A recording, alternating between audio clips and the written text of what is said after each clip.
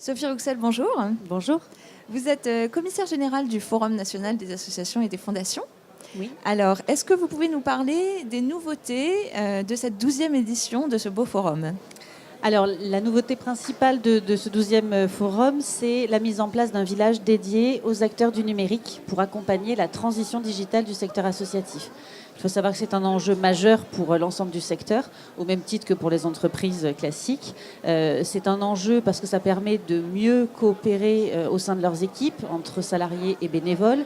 Un enjeu aussi de financement, avec tous les nouveaux outils de crowdfunding, de collecte en ligne, mais aussi un enjeu de mobilisation et de communication pour mieux informer les bénéficiaires de l'impact des actions, mais également les donateurs sur les dons qu'ils ont pu faire et la portée finalement de ces dons et comment cet argent est utilisé.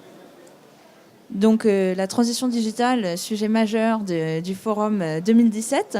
Quels sont les autres grands sujets d'actualité qui travaillent le secteur associatif cette année ? Alors, ils sont nombreux. Effectivement, cette année, on a un contexte de nouveau gouvernement et quelques annonces qui ont été faites durant l'été. Certaines qui ont fait un petit peu grincer des dents, mais sur lesquelles le secteur travaille actuellement. Le premier, c'est le projet de loi de finances 2018 avec la diminution, j'allais dire suppression des contrats aidés, qui n'est pas neutre. Maintenant, c'est vrai que les acteurs du secteur plaident pour que ça soit une année de transition finalement en 2018 et pas une année de rupture. Il faut être vigilant sur les secteurs qui seront le plus touchés.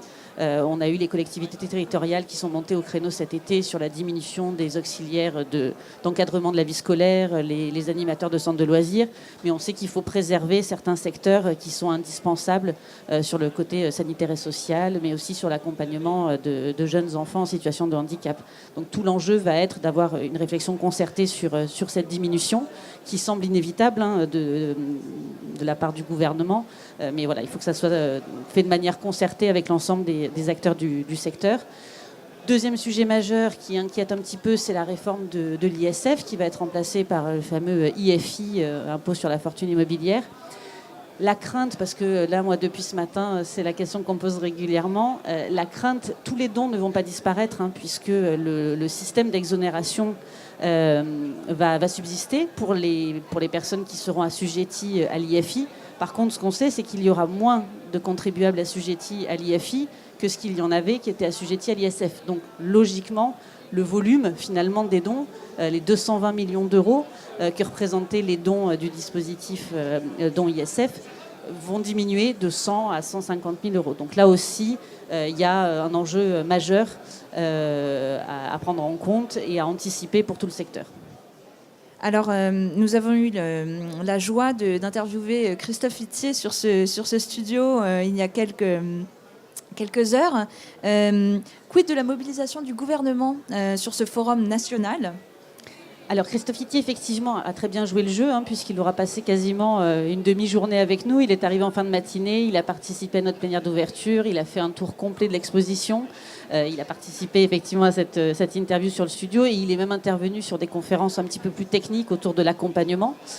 Jean-Michel Blanquer a été contacté, mobilisé et a répondu positivement à notre invitation, il faut le savoir.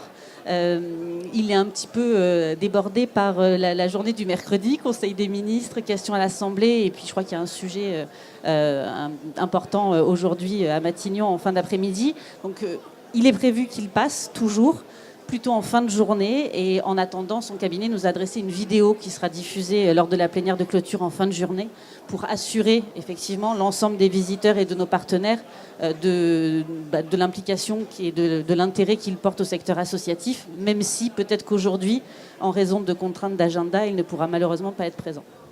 D'accord, donc rendez-vous à la plénière de 16h15, c'est ça ? Exactement. Alors à la fin de la plénière, on va le diffuser, le message, mais c'est sur la plénière de 16h15. Très bien, merci Sophie. Merci. Au revoir. Au revoir.